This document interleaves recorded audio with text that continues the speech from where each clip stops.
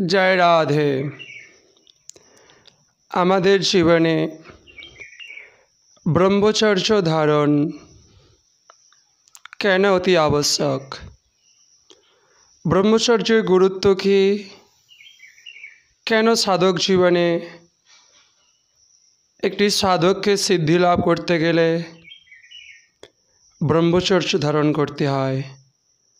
ब्रह्मचर्य संगे भगवान सम्बन्ध की बा साधना सम्बन्ध की এই বিষয়ে আজকে কিঞ্চিত আলোকপাত করার চেষ্টা করলাম। ভগবান স্বয়ং নিজ কণ্ঠে বলছেন,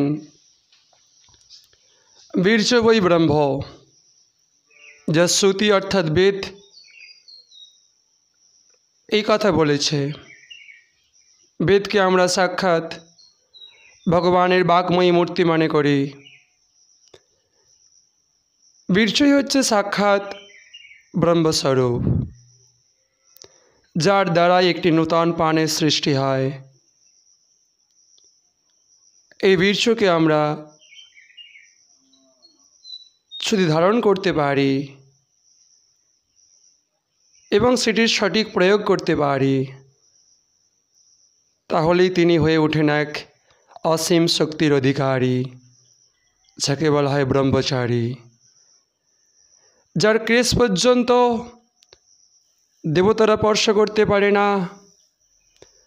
ব্রহ্মচর্যের এত শক্তি,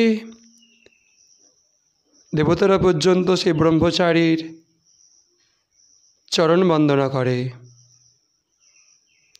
আর যিনি ব্রহ্মচর্য অর্থাৎ বীর্যকে ধারণ করেন, তিনি সাক্ষাৎ ভবদাকার হয়ে যান। তিনি সাক্ষাৎ ভগবত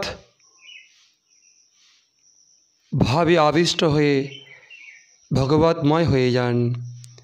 তখন এই ব্রহ্মাণ্ডের অনন্ত শক্তি তার মুষ্টিগত হয়ে যায়।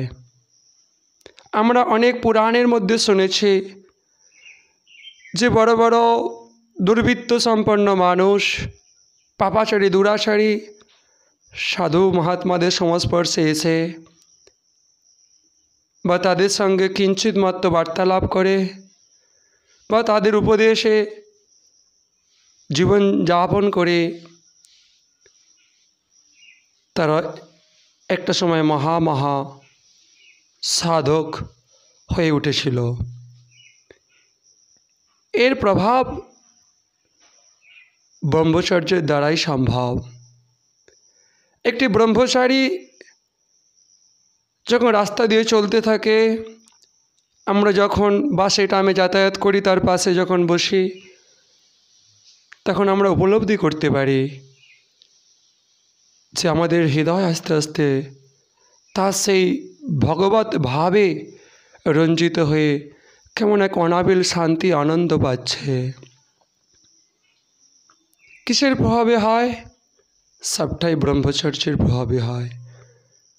ব্রহ্মচর্যই মানুষের জীবনে সমস্ত দুর্গুণকে বিনাশ করে, আমাদের মনের মধ্যে থাকা সমস্ত দুর্প্রবৃত্তি দুর্বাসনাকে বিনাশ করে এবং সমস্ত সদ্গুণের জন্ম প্রদান করে, সমস্ত সদ্গুণে প্রবৃত্তি প্রদান করে, মহৎ মহৎ বড় বড় কার্যে ব্যক্তিকে সদা উৎসাহিত করে এবং ঘৃণ্য জঘন্য কাজে ব্যক্তিকে সর্বদাই দূরে রাখতে সাহায্য করে। কিন্তু এই বীর্য ধারণ, যা সাধারণ মানুষের কাছে আজ কাহানি মাত্র। আমাদের মনের সংস্কার এতই প্রবল, জন্ম জন্মান্তর ধরে আমরা যে কার্য করে এসেছি, আমাদের সেই 12 বছর বা 11 বছর বয়স থেকে আমাদের সেই সমস্ত কাম প্রবৃত্তিমূলক কার্যগুলো মনের সংস্কারবশত ফুটে ওঠে, যার ফলে সেই কাম প্রবৃত্তির যখন উন্মাদনা 10-12 বছর বয়স থেকে আসে, তখন থেকে আমরা আমাদের সেই মহাশক্তিকে, সাক্ষাৎ ভগবত শক্তিকে, দৈব শক্তিকে আমরা নষ্ট করি হস্তমৈথুনের দ্বারা, অশ্লীল চিত্ত দর্শনাদির দ্বারা, অশ্লীল বার্তালাপের দ্বারা, যার ফলে আমাদের মন চঞ্চল হয়ে যায়, আমরা কোনো কথা মনে রাখতে পারি না, আমাদের স্মৃতিশক্তি হ্রাস পায়, কোনো সৎকার্যে আমাদের উৎসাহ আসে না, কেবলমাত্র দুর্বৃত্ত সম্পন্ন কাজে কাম ক্রোধ লোভে আমাদের রুচি জন্মায়। ফলস্বরূপ মানব জীবন বিষাদগ্রস্ত হয়ে ওঠে, দুঃখময় হয়ে ওঠে। যে ব্যক্তি 25 বছর ব্রহ্মচর্য পালন করতে পারে, যে আমাদের প্রাচীনকালে গুরুগৃহে একটি শিশুকে পাঠানো হতো 25 বছর পর্যন্ত অধ্যয়ন করবে এবং গুরু সেবা করবে এবং ব্রহ্মচর্য পালন করবে, তারপর ইচ্ছানুসারে সংসারে ফিরে আসতেন, গারস্থ ধর্ম অবলম্বন করতেন। তাদের ফলে যে সন্তান হতো তারাই সমাজের আদর্শ মহাপুরুষ রূপে জন্মগ্রহণ করত। কারণ বীজ যদি সুন্দর হয়, বীর্য অর্থাৎ বীজ যদি সুন্দর হয়, বীজ যদি সদ্গুণ সম্পন্ন হয়, তাহলে সেই বীজ থেকে একটি সুন্দর সতেজ বৃক্ষ জন্মগ্রহণ করতে পারে। আমাদের সেই বীজকে আমরা, বীর্যরূপ বীজকে আমরা নষ্ট করছি, দুর্গুণ সম্পন্ন করে তুলছি, যার ফলে আমাদের থেকে যে সন্তানগুলো জন্মগ্রহণ করছে সেইগুলো সৎ আদর্শ, দয়া মায়া গুণ দাক্ষিণ্য সম্পন্ন হচ্ছে না, যার ফলে বৃদ্ধকালে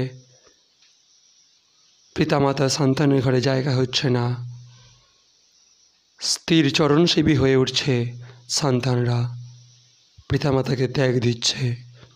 দোষ কিন্তু গাছের নয়, দোষ হচ্ছে বীজের। তাই বীজকে সুন্দর করতে হবে, ব্রহ্মচর্য ধারণ করতে হবে। আমরা সুখ চাই, আমাদের সুখ কিন্তু ব্রহ্মচর্যের মধ্যেই নিহিত আছে।